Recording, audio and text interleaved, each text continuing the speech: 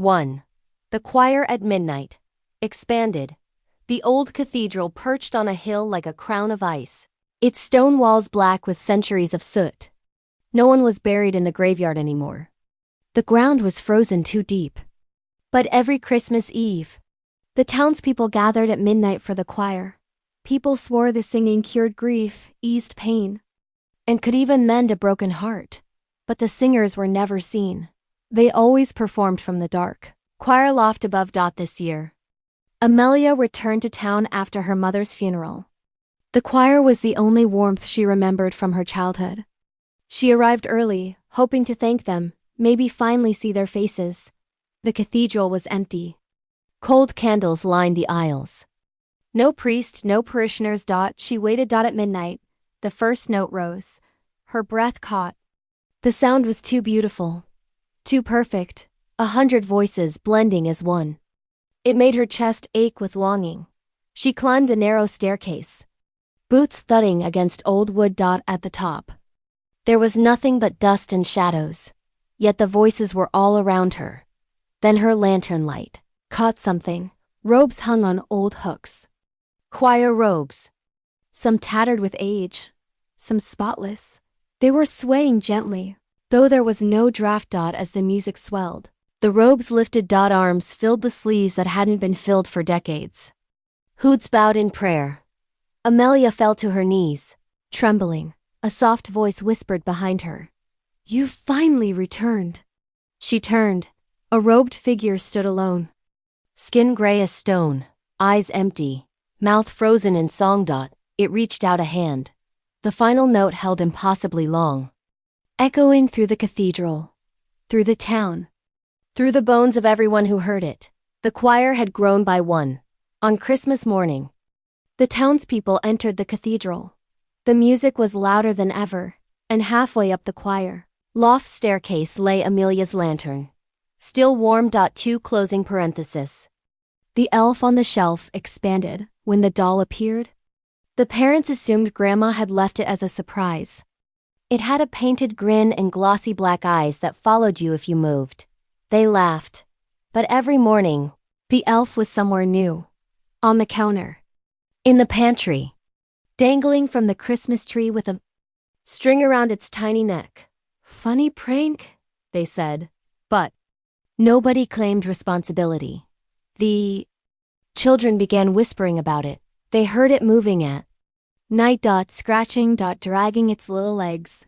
One evening, Dad set a camera on the bookshelf, pointed at the elf. After everyone went to bed, he lay awake staring at the dim red recording light. At 3:14 a.m. Movement. The elf climbed down from the mantel. It didn't hop or fall. It climbed, joint by joint. Stiff as a puppet. It walked down the hall, paused at each bedroom door. Then it crawled into the daughter's room. Dad threw off his blankets and ran. But when he opened the door, the girl was sleeping peacefully. The elf sat at her feet. He snatched it, shoved it into the freezer, and slammed the door. The next morning, the freezer was open. Frost covered the floor. The elf sat at the breakfast table. 3 more elves sat beside it. No one ate breakfast. That night, the scratching grew louder, from inside the walls. Dad drilled holes and checked. Nothing but plaster. The children started to wake with bruises, little fingerprints on their arms and necks. Christmas Eve, the parents found the elves gathered around the tree, in a circle. Dozens of them. Some old, ragged, missing eyes. Some brand new. A childish voice whispered from the darkness, "We only move when you're asleep." Dad didn't sleep that night. In the morning, the children's beds were empty. The house was silent. Only the elves remained. They were sitting in the living room. Each one now had a tiny human tooth. Grinning. 3. The gift exchange expanded. Margaret had worked at the company for 15 years. She knew every department, every cubicle, and every person. So when she drew the name on her secret Santa slip, she frowned. Marius Conference Room B. Conference Room B had been locked since before she was hired. Everyone joked that something terrible had happened there. No one knew what. Still, she bought a scarf, wrapped it neatly, and on lunch break, found an old key in a forgotten drawer. Its tag read B. The lock clicked open. Inside sat a single chair and a man in an old-fashioned suit. His skin was pale, lips blue, hair dusted with frost. He didn't breathe. Margaret dropped the gift. Then his eyes opened. "You're late," he whispered. I thought this was a mistake," she said. "There are no mistakes," he replied. "Only exchanges." He stood, joints creaking, and handed her a box wrapped in black paper. It pulsed faintly. Inside was a beating heart, slick with fresh blood. Margaret screamed, dropping it. Blood splattered across the floor. Marius vanished. In his place sat a tag. T.O. Margaret from Next YER. She ran to HR. The office manager frowned. "You're talking about the old CEO," she said.